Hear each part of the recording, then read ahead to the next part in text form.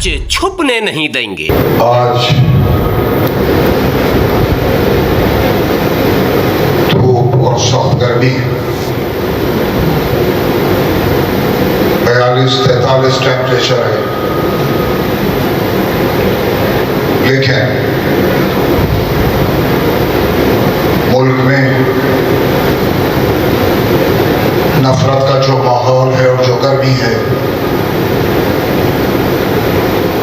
उस धूप की तपिश के मुकाबले में कुछ नहीं। इसलिए मुझे आज मुल्क के हालात पर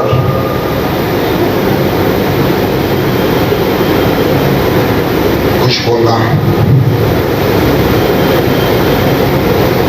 बुजुर्गों और नौजवानों, मैं आज एक जज्बाती सदमे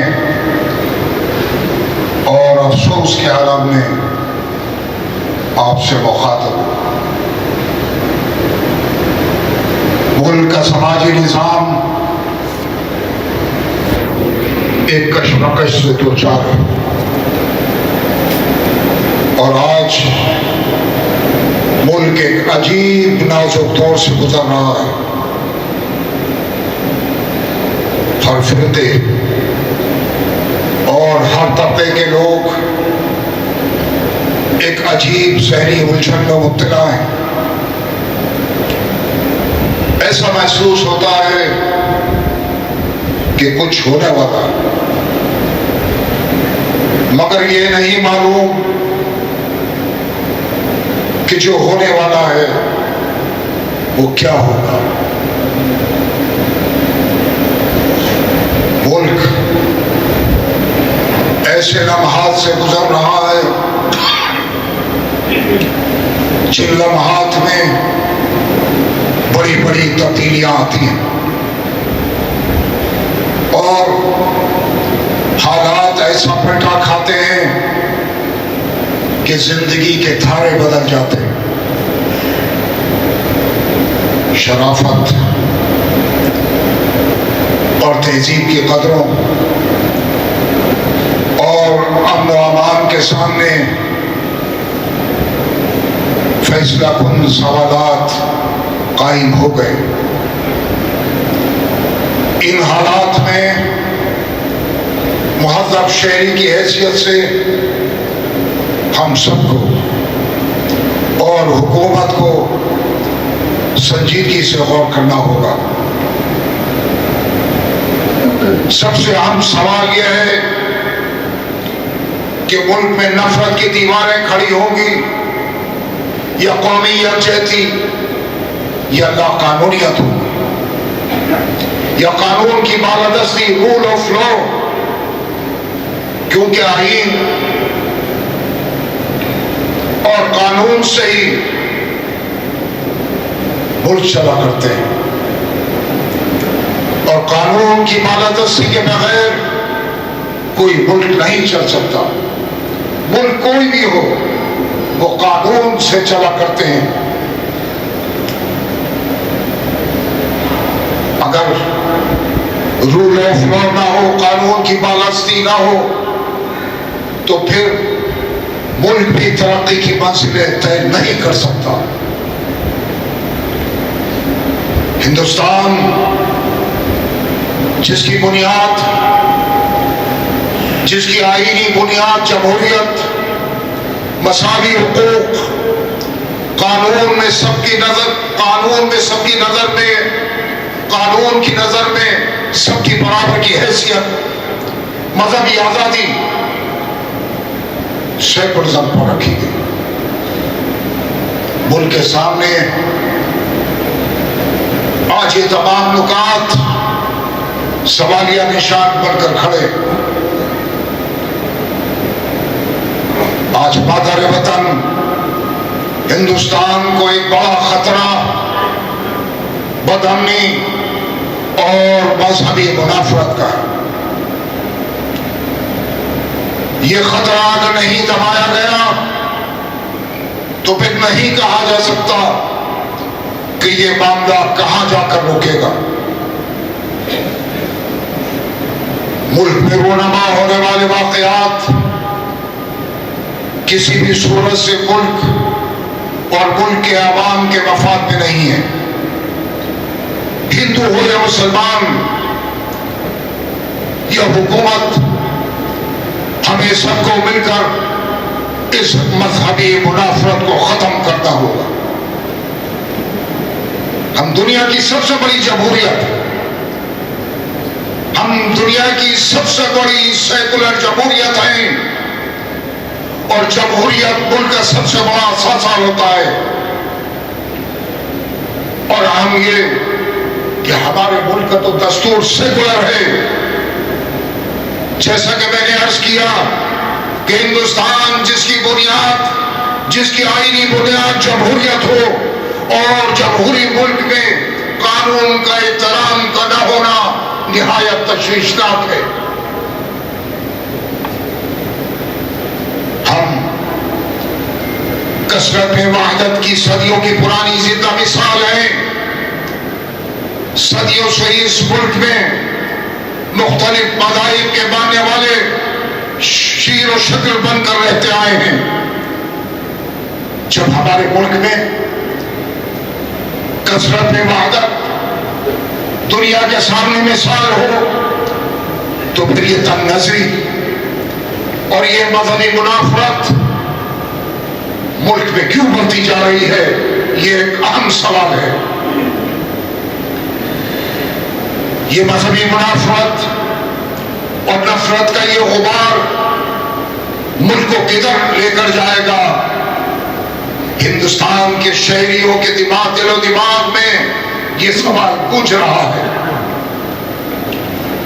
ان حالات کو دیکھ کر ہر درد انسان، چاہے وہ ہندو ہو یا مسلمان، آج سب فکر مند ہے. وطن سے محبت اور درد رکھنے والے ہر انسان کے ذہن میں آج یہی سوال ہے کہ ہندو اور مسلمانوں کے درمیان نفرت کا یہ سلسلہ اگر بڑھتا رہا تو پھر ملک کا مستقبل کیا ہوگا؟ اور یہ فکر اور یہ تشویش ملک کے ہر سیکولر شہری کو ہے. ہندوستان کی گنگا جمنی تہذیب، مذہبی رواداری ملک اور ہندوستانی عوام کا اہم جز ہے. ہندوستان جہاں مختلف مذاہب کے ماننے والے رہتے ہوں، جن کے اپنے اپنے ریتی رواج ہوں، جہاں اس ملک میں مختلف مذاہب کے لوگ اپنے اپنے تہوار بناتے ہوں، ایک دوسرے کی خوشیوں میں شریک رہتے ہوں، تہواروں اور مذہبی جلوسوں میں شرکت کرتے ہوں، اس قسم کے واقعات اس نظریے کو ضرب لگا رہے ہیں. یہ مذہبی جلوس ہندوؤں کا ہو یا مسلمانوں کا ہو، یہ ہندوستان میں نئے نکلنے والے جلوس نہیں ہیں. جب بھی جلوس نکلتے رہے ہیں، چاہے وہ دہلی میں ہو، اتر پردیش میں ہو، مدھیہ پردیش میں ہو، راجستھان میں ہو، کہیں پر بھی ہو، لیکن یہ حالات ہم نے نہیں دیکھے. ایک دوسرے کے جلوسوں میں ہمیشہ مسلمانوں کا جلوس ہو تو ہندو مٹھائیاں تقسیم کرتے رہے ہیں، ان جلوس کا استقبال کرتے رہے ہیں. اسی طرح مسلمان ہندوؤں کے جلوس میں اسی طرح ان کا استقبال کرتے رہے. لیکن آج یہ نئی پرمپرا، یہ نیا طریقہ کہ عبادت گاہوں کے سامنے سے ایک جلوس نکل رہا ہے اور وہ اس مذہب کے ماننے والوں کے خلاف نعرے لگا رہے ہو، تلواریں لہرا رہے ہو، تمنچے ہو، پتھر بازی ہو. کیا یہ صحیح ہے؟ یہ سوال میں ہندوستان کی حکومت، ہندوستان کے وزیر داخلہ اور ہندوستان کے وزیر اعظم سے کرنا چاہتا ہوں۔ ہماری وہ روایات کہاں چلی گئی؟ کہاں گئی وہ ریتی رواج، وہ گنگا جمنی تہذیب؟ آج اس گنگا جمنی تہذیب کو کھل لگ رہا ہے۔ یہ ملک ہندوؤں کا بھی ہے اور مسلمانوں کا بھی ہے۔ یہ مختلف مذاہب کے ماننے والوں کا گلدستہ ہے۔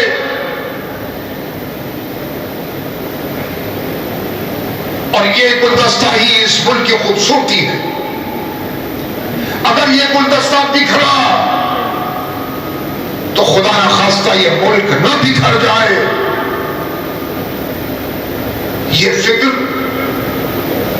یہ مسلمان کی بھی ہے، یہ ہر ہندو سیکولر شہری کی بھی ہے۔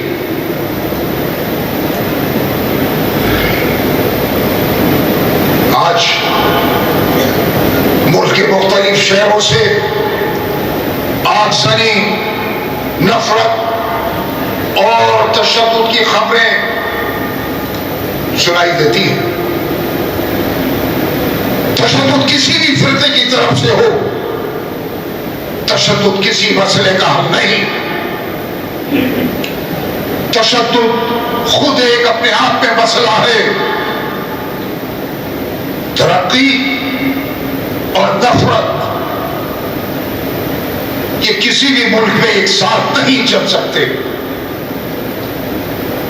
تشدد ہماری روایت نہیں ہے، نہ روایت یہ ہندوؤں کی ہے نہ مسلمانوں کی ہے،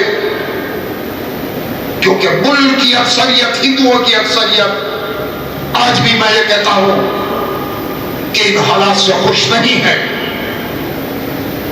مٹھی بھر لوگ ہیں، چند لوگ ہیں جو اس ملک کی فضا کو مقدر کر رہے ہیں۔ اور میں ان سے یہ پوچھنا چاہتا ہوں کہ اس تشدد سے، اس نفرت سے حاصل کیا؟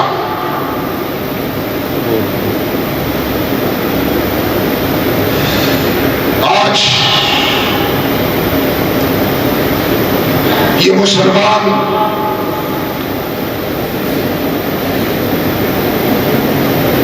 ریاست یعنی اسٹیٹ اور خاص طور پر وزیر اعظم آپ کی طرف دیکھ رہا ہے۔ ملک کے موجودہ حالات کے تناظر میں وزیر اعظم میں آپ سے کہوں گا کہ ملک کے موجودہ جو صورتحال ہے اس پر آپ کی فوری توجہ کی ضرورت ہے، اور ان حالات میں آپ کا ایک بیان قومی مفاد میں ہوگا۔ جس دروازے سے نفرت کی یہ ہوائیں آ رہی ہیں، مذہبی منافرت کی یہ ہوائیں آ رہی ہیں، وزیر اعظم اور وزیر داخلہ اس دروازے کو آپ ہی بند کر سکتے ہیں۔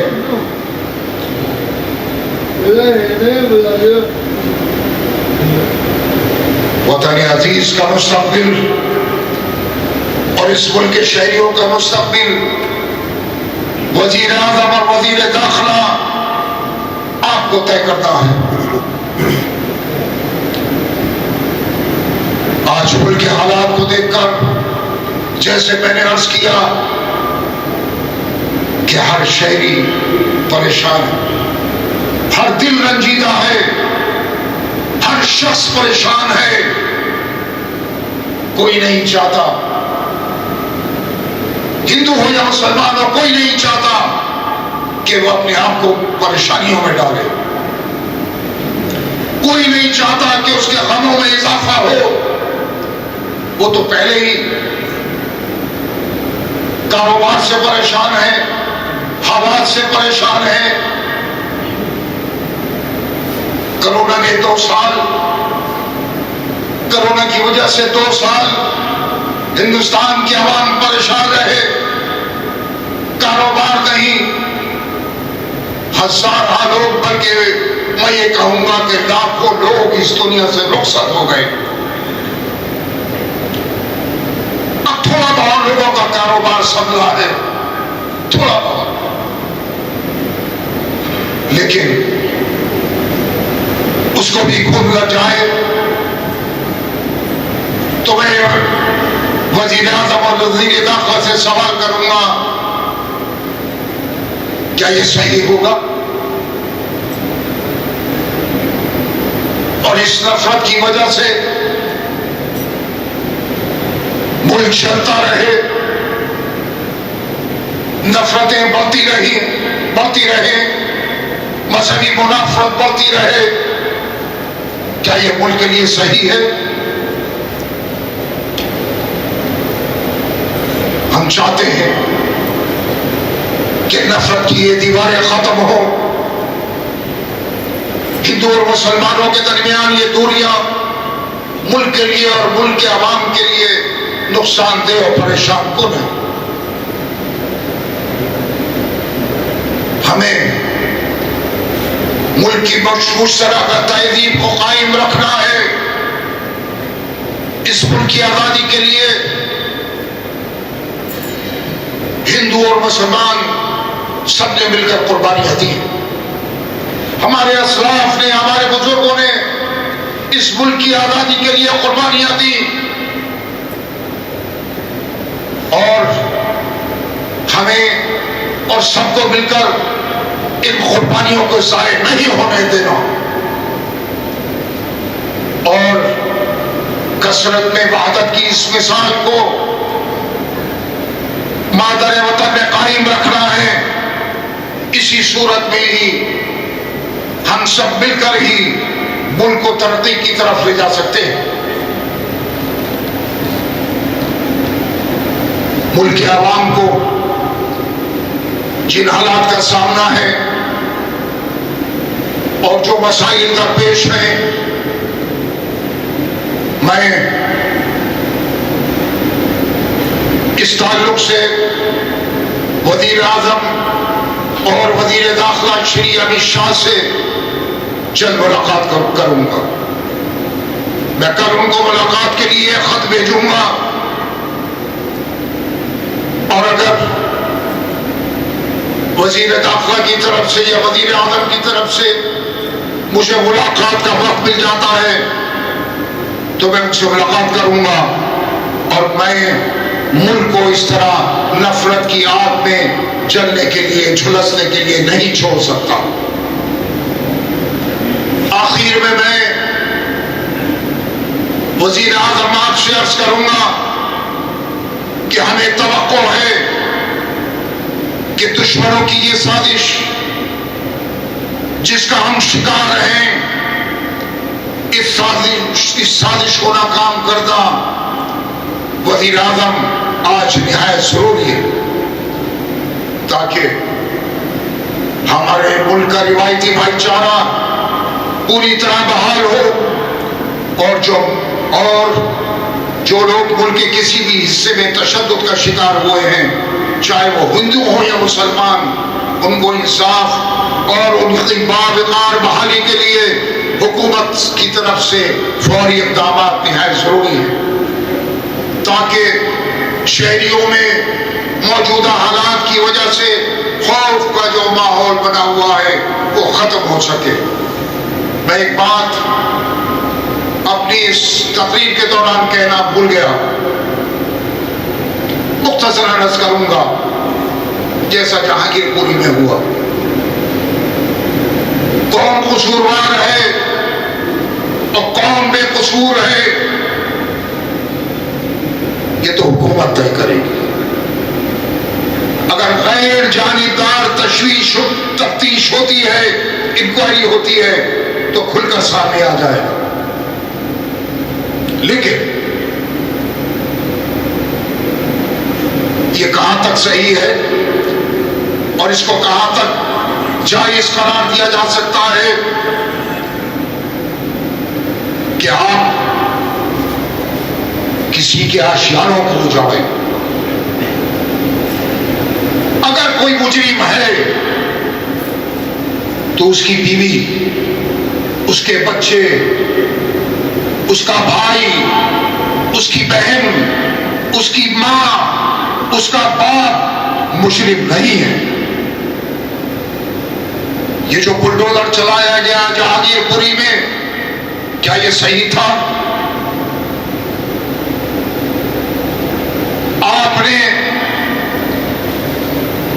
نہ معلوم کتنے گھروں کے کتنے آشیانوں کو اجاڑ دیا اور کتنے بسے بسائے گھروں کو بلڈوزر تلے ڈال دیا۔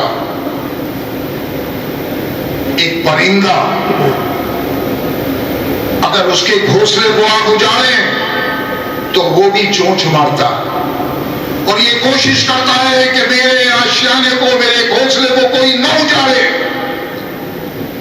یہاں تو آشیانے اجاڑنے والے صرف آہوزاری کر رہے تھے، رو رہے تھے، گر گرا رہے تھے۔ اس میں ہندو بھی تھے، اس میں مسلمان بھی تھے۔ میں دیکھ رہا تھا ٹی وی پر 1977 میں، جس کی دکان کا یا مکان کا الاٹمنٹ ہوا، وہ کاغذ لیے پھر رہا تھا کہ میرے کاغذات تو دیکھ لو، اور اس میں لاتعداد لوگ تھے اس طرح کے کہ جن کے پاس کاغذات تھے، ان کو موقع نہیں دیا گیا کہ وہ اپنے کاغذات ٹھکا سکے اور بلڈوزر چلا دیے گئے۔ یہ انسانیت نہیں جو MCD نے کیا۔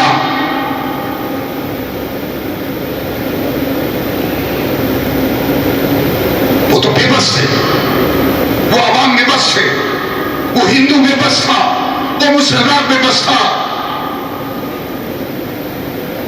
صرف اوپر والے سے ہی کہتا رہا کہ یا اللہ تو سننے والا ہے، ہماری فریاد تو ہی سننے والا ہے، تیری سوا کوئی آسرا نہیں۔ آج جن کی دکانیں اجڑ گئی، جن کا کاروبار اجڑ گیا، جو سڑک پر آ گئے، اس تپش میں، اس دھوپ میں، اس 45 ڈگری میں، آج میں MCD سے یہ سوال کروں کہ ان اجاڑنے والوں کا قصوروار ذمہ دار کون ہے؟ یہی مدھیہ پردیش میں ہوا، راجستھان میں فساد ہوئے، اور یہ فسادات تو ہم 70-73 سال ہو گئے ان کو برداشت کرتے ہوئے۔ 70 سال سے زیادہ عرصہ ہو گیا۔ بھاگلپور میں پہلا فساد ہوا تھا، اور یہ فسادات کا ایک لامتناہی سلسلہ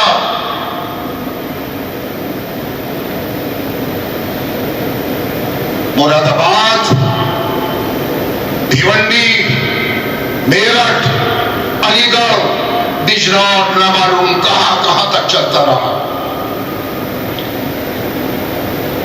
اور وہ اس وقت کون سی سرکاریں تھیں؟ سیکولر۔ انہوں نے کون سا ہمارے ساتھ انصاف کیا؟ 55 سال ان سیکولر جماعتوں کی حکومت اس ملک پہ رہی، ان کا بھی یہی رویہ ہمارے ساتھ رہا۔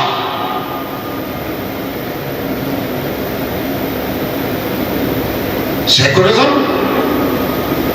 ان سیاسی جماعتوں کا سیکولرزم کوئی سیکولرزم نہیں، ہمارے لیے وہ سیکولر نہیں تھے۔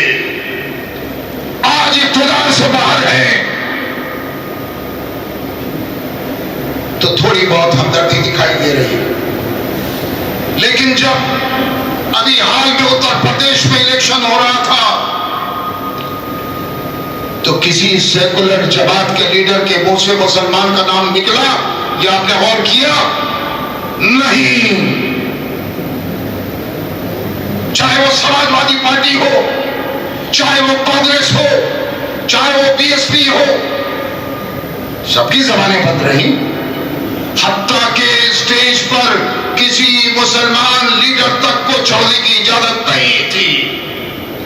کوئی ٹوپی اور داڑھی والا اسٹیج پر نہیں چڑھ سکتا تھا تاکہ ان کے اوپر یہ الزام نہ لگے کہ مسلمانوں کے حامی ہیں۔ ووٹ ہم سے لو، یہ اقتدار اس مسلمان کے ذریعے حاصل کرو۔ 96% مسلمانوں نے اتر پردیش میں سماجوادی پارٹی کو ووٹ دیا۔ 96% مسلمانوں نے۔ وہ تو اقتدار میں نہیں آئے،